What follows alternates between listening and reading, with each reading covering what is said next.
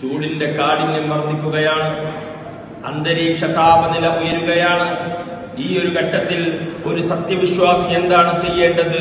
അവൻ എന്താണ് പറയേണ്ടത്?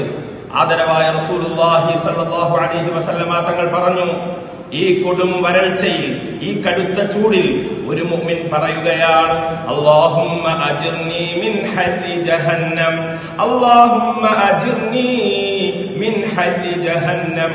അല്ലാഹുവേ, എന്നെ നീ നരകത്തിന്റെ ചൂടിൽ നിന്ന് കാത്തു രക്ഷിക്കണേ അല്ലാഹ്, എന്നെ നീ നരകത്തിന്റെ ചൂടിൽ നിന്ന് രക്ഷിക്കണേ അല്ലാഹ് എന്ന് ദുആ ചെയ്തു കഴിഞ്ഞാൽ അല്ലാഹു സുബ്ഹാനഹു വ തആല ജഹന്നമിനോട് പറയുകയാണ്, ഇന്ന അബ്ദം മിൻ ഇബാദി ഇസ്തജാറ ബി മിൻ ഹർരിക. നിന്റെ കെടുതിയിൽ നിന്ന്, നിന്റെ ചൂടിൽ നിന്ന് എന്റെ അടിമയിതാ എന്നോട് കാവൽ തേടിയിരിക്കുന്നു.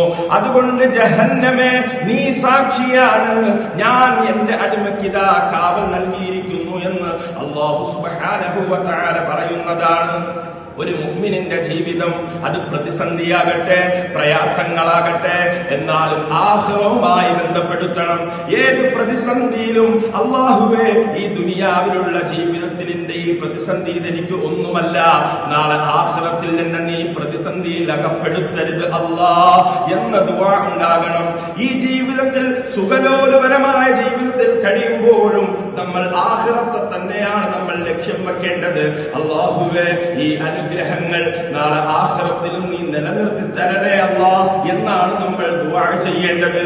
ഇത് നബി സല്ലല്ലാഹു അലൈഹി വസല്ലമ തങ്ങൾ ഈ ഹദീസിലൂടെ നമുക്ക് പഠിപ്പിച്ചു തരികയാണ്.